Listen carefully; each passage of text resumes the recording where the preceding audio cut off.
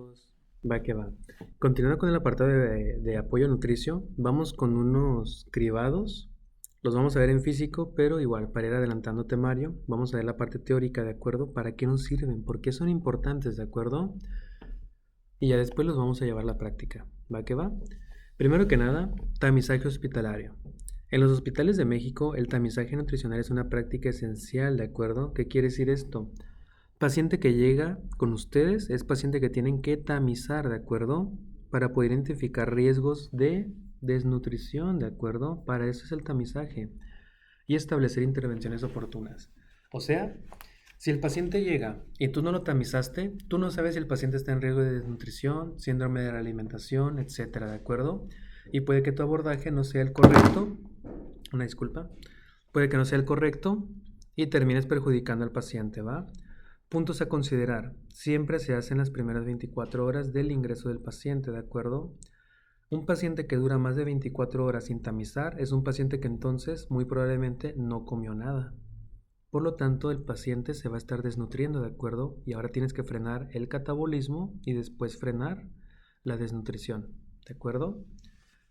Por eso siempre son las primeras 24 horas. Obviamente el paciente llega al hospital, llega dañado, llega en malestar, el doctor tiene que estabilizarlo, pero una vez que se estabiliza en cuestión de horas, ya lo podemos ir a valorar, con un tamizaje principalmente.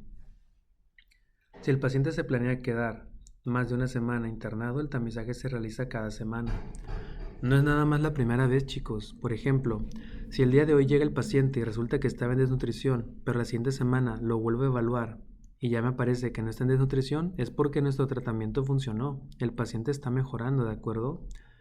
Pero si sale igual o empeora, hay de dos. O el paciente está muy grave o ustedes están haciendo un mal trabajo, ¿de acuerdo? Sabiendo esto, vamos a avanzar, ¿de acuerdo? ¿Qué herramientas usamos? Va que va. Miren, hay para diferentes candidatos, diferentes tipos de pacientes. Aquí nos vamos a quedar un ratito, ¿va? En esta diapositiva. Miren, primero que nada, vamos a ver la tabla y nos vamos a quedar en el lado izquierdo. Herramientas de tamizaje, ¿de acuerdo? Hay 4 categorías. En la segunda tabla tenemos población objetivo. Ahí están las 4 categorías. Vamos con adultos hospitalizados, ¿va? El más común y el que yo les recomiendo personalmente usar por rapidez y porque es el más aceptado, NRS 2002. Nutritional Risk Screening 2002. ¿Va que va? Lo iba a decir en inglés, 2002. Apenas se me vino. Ok, características de este tamizaje para adultos hospitalizados. Evalúa el estado nutricional y la gravedad de la enfermedad, ¿de acuerdo? Recomendado por la ESPEN para uso hospitalario. Ya mientras diga ESPEN o ASPEN es porque obligatoriamente se tiene que hacer, chicos. Son las guías internacionales. ESPEN es europea, ASPEN es americana. Yo prefiero las ESPEN porque son más agresivas con el paciente, no le damos tanto permiso de decidir y el paciente pues va a hacer lo que nosotros digamos. La ASPEN es más amable, se basa en mucho en cómo se siente el paciente, cómo se va sintiendo, cómo va evolucionando, pero deja de lado que el nutriólogo no tiene tanta toma de decisión, pero ambas son lo mismo. Ya decidirán ustedes, ¿no? Pero va. Entonces, un adulto hospitalizado que no es muy grave, va, lo evalúas nutricionalmente, ves la gravedad de la enfermedad y puedes usar el NRS, ¿de acuerdo? Para adultos mayores de 65 años está el MNA-SF, ¿de acuerdo? Que es Mini Nutritional Assessment Short Form, o sea, la forma corta. ¿Qué características tiene? Diseñado específicamente para detectar riesgo de desnutrición en población geriátrica. ¿Y esto por qué, chicos? Sabemos que un adulto mayor ya no es del todo funcional, ya no se mueve tan fácil, ya no puede cocinar tan fácilmente. El MNA hace preguntas acerca de cuántas comidas haces, quién prepara tus alimentos, qué tan activo eres. Y justamente por eso, porque está diseñado para detectar de acuerdo el riesgo que tiene la persona. No evalúa tanto el estado nutricional, sí lo hace, pero no tan directamente. Pero nos ayuda a saber si la población geriátrica que estamos evaluando está en riesgo o si está siendo bien tratada, ¿de acuerdo? Luego tenemos adultos en diversos entornos clínicos, o sea, ya digamos con enfermedades un poco más graves o, igual que el NRS, para adultos hospitalizados. El MUST, el MUST, yo lo prefiero más que nada para personas que entran y salen. O sea, el paciente llegó a urgencias, se va a quedar un par de días y se va a ir. Entonces, el Malnutrition Universal Screening Tool nos ayuda con las características como herramienta de 5 pasos que considera IMC, pérdida de peso, efecto de la enfermedad aguda. Por el hecho de ser una enfermedad aguda, ya sabemos que el paciente va a estar entrando y saliendo. Por lo tanto, este tamizaje llamado MUST es muy breve. A comparación del NRS es un poco más completo y es para uso hospitalario, o sea que el paciente va a durar varios días o incluso semanas dentro de la estancia hospitalaria. Después tenemos para pacientes pediátricos hospitalizados, ¿de acuerdo? Que es el Strong Kids. Evalúa riesgo nutricional en niños mediante factores como ingesta de alimentos, pérdida de peso, enfermedad subyacente, ¿de acuerdo? Entonces pueden darse cuenta que todos se enfocan casi en lo mismo, pero para cada categoría de edad hay uno en particular que funciona. Después, esta parte, chicos, la puse aparte, valga la redundancia, no porque no sean importantes, sino porque todos estos 3 son uno solo. O sea, tú no puedes hacer el otro si no tienes el anterior, ¿de acuerdo? ¿Qué pasa con esto? Todos estos son para la UCI, unidad de cuidados intensivos, ¿de acuerdo? Por lo tanto, siempre se tienen que hacer, ¿va? Paciente que esté en unidad de cuidados intensivos, siempre le van a hacer estos 3 tamizajes, ¿de acuerdo? Una disculpa, me entró una llamada importante. Continuando, chicos. Bueno, ¿cómo pasa esto? Son 3 partes, ¿de acuerdo? Una más tediosa que la otra y al final todo mucho más tranquilo, ¿de acuerdo? El SOFA, Sequential Organ Failure Assessment, ¿de acuerdo? Que es para ver el riesgo de muerte, por así decirlo, y qué tan grave está el paciente cuando recién llega, ¿de acuerdo? Es para adultos críticos, ¿va? Ok, ¿qué evalúa? Disfunción de 6 sistemas orgánicos. Con el SOFA podemos saber qué tan, iba a decir una grosería, qué tan dañado está el sistema respiratorio, el cardiovascular, hepático, la coagulación sanguínea, el sistema renal y el cerebro, el neurológico, ¿de acuerdo? Uso nutricional. Nos ayuda a valorar la gravedad del paciente. Se usa como parte del NutriScore. Ojo, NutriScore, Nutritional Risk in Critically. ¿Ok? Riesgo nutricional en paciente crítico. ¿Va? Bueno, es corto, no te lleva más de una hoja, pero pues son puntos clave. Tenemos que aprender a leer los monitores de signos vitales, respiradores de emergencia, si el paciente está utilizando aminas o en este caso vasopresores para que el paciente sobreviva, como adrenalina, oxitocina, etcétera. Porque todo eso te lo pide, ¿de acuerdo? Ya lo verán en la clase cuando les lleve los ejemplos de cómo es un SOFA. Después tenemos el tamizaje Apache 2. Acuity, Physiology and Chronic Health Evaluation 2, ¿de acuerdo? ¿Para quién es? Para adultos en UCI con enfermedad aguda grave, ¿de acuerdo? Pero el Apache te va a pedir puntaje del SOFA, ¿de acuerdo? Para poder pasar al NutriScore. ¿Qué evalúa? Evalúa fisiología aguda, o sea, si el paciente me acaba de llegar baleado, hay que hacerlo, ¿va? Edad y comorbilidades. Una puntuación mayor es igual a mayor riesgo de mortalidad. ¿Mortalidad qué es? Muerte, ¿de acuerdo? Significa que el paciente, por más que lo queramos tratar, el paciente nos va a fallecer en los próximos días, ¿de acuerdo? Se incluye en el cálculo del NutriScore para estratificar riesgo nutricional, ¿de acuerdo? Después el NutriScore es para igual adultos en UCI, especialmente con soporte ventilatorio. ¿Por qué cada uno tiene una categoría diferente? Porque se pueden utilizar de manera separada. Ejemplo, el NutriScore lo puedes hacer tú solito para pacientes con soporte ventilatorio. El Apache lo puede hacer un médico, el SOFA igual. Se pueden hacer solitos y ellos también los usan. Pero nosotros, al mezclar los 3, con eso sabemos si el paciente tiene que comer, no tiene que comer, cuál es el riesgo que tiene y cuáles son los beneficios que va a tener si come. Porque eso te lo da los 3 puntajes sumados, ¿de acuerdo? ¿Qué evalúa?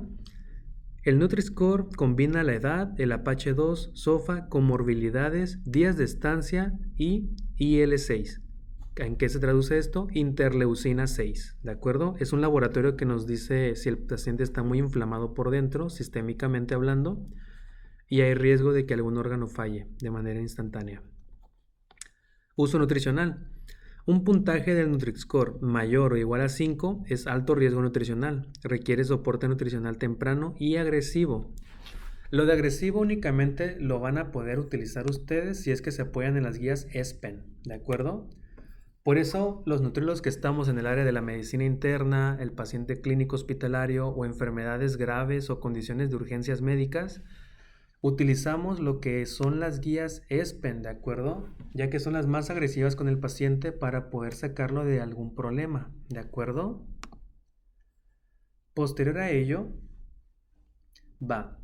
ya tenemos el puntaje, ya sabemos cómo está la situación, ya podemos evaluar entonces qué vamos a hacer, si vamos a iniciar con soporte parenteral, enteral, etcétera, ¿de acuerdo? Y justamente aquí tenemos la decisión clínica, ¿de acuerdo? Vamos a hacerle un zoom para que se aprecie mejor. ¿Ok? Ya lo habíamos visto, nos vamos a ir un poquito más rápido, ¿de acuerdo? Supongamos que el paciente se ocupa comer. En la UCI, chicos, van a tocar los dos escenarios, tanto parenteral como enteral, ¿de acuerdo? Pero eso sí, casi ninguno con dieta vía oral, o sea, que esté comiendo, que esté bebiendo algo. Siempre va a ser por sonda. ¿Va que va? Ok, supongamos que nos vamos por un paciente que va a estar con nutrición parenteral, ¿de acuerdo? Vía sanguínea, en la clavícula o en el brazo, ¿de acuerdo? Si el pronóstico del paciente que nos dé el médico nos indica o nos dice el mismo doctor que va a estar menos de 7 días, le ponemos un soporte nutricional en la vía periférica, o sea, en el brazo. Pero si el médico me dice, no, mijo, tu paciente va a estar un mes aquí internado. Bueno, sabemos que son más de 7 días, un mes, ¿de acuerdo? Por lo tanto, nos vamos con nutrición parenteral central, ¿de acuerdo? De esa manera cubrimos el 100% del requerimiento calórico y evitamos que el paciente tenga riesgo de mortalidad elevado, riesgo de muerte, ¿de acuerdo? Y así, ya ustedes se encargarán de decidir qué bolsa, para cuántas calorías, y van a hacer sus cálculos de manera individual como los hemos hecho aquí en la clase, ¿de acuerdo? Pero supongamos que el tubo digestivo, de puro milagro y porque el paciente quiso, pues sí funciona, ¿de acuerdo? Bueno, hay que evaluar entonces si lo que el paciente estaba consumiendo es equivalente al requerimiento diario del 50 al 60%, ¿de acuerdo? Y de esa manera, saber si el paciente se nos puede estar desnutriendo o si nos está quedando un poco corto en cuanto a su requerimiento calórico total. ¿Va que va? Ok, dicho esto, vamos a ignorar este apartado de dieta oral porque el paciente, pues, o lógicamente si está en la UCI es porque está sedado, está intubado, etcétera, ¿de acuerdo? Lo vamos a ignorar. Supongamos que el paciente, pues, obviamente no está comiendo porque, pues, no come porque está inconsciente en la UCI. Bueno, automáticamente es nutrición enteral.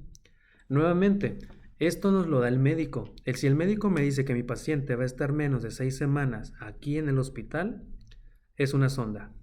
Si va a estar más de 6 semanas aquí en el hospital, es una ostomía. La ostomía, riesgo de aspiración. ¿Qué es el riesgo de aspiración? Riesgo de que el alimento se regrese del estómago a los pulmones por estar acostado, lógicamente, ¿de acuerdo? Si sí lo hay, no utilizamos el estómago, nos vamos al yeyuno. Vamos a bajar la sonda más abajo en el intestino delgado para que no se regrese nada, ¿va? Pero si el paciente no tiene riesgo de aspiración, nos quedamos con la gastrostomía. Fácil, ¿no? Nos quedamos con el estómago y todo funciona de manera súper maravillosa. El estómago trabaja, el intestino funciona, todos felices, todos contentos, ¿de acuerdo? Por el caso contrario, supongamos que el paciente ocupa sonda. Igual, evaluamos lo mismo, ¿de acuerdo? Supongamos que el paciente tiene riesgo de aspiración. Sí, se le puede regresar al pulmón, te dice el doctor.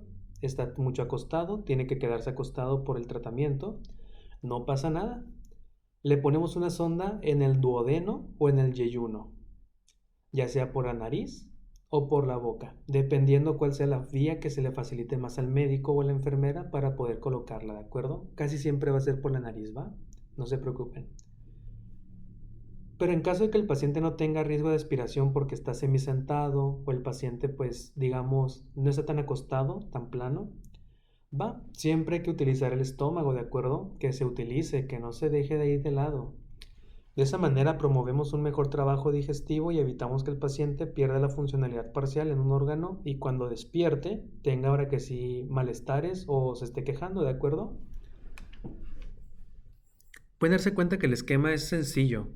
Únicamente faltaría el contexto del médico en ese momento para saber entonces qué decisión tomar, porque o sea, yo se los presento aquí y ustedes dicen, va, ok, pero pues supongamos que el día de mañana ya están en un hospital y ven a un paciente. Ustedes no pueden saber entonces qué decisión hasta que no hablen con un médico y le digan, oiga, ¿este paciente es suyo?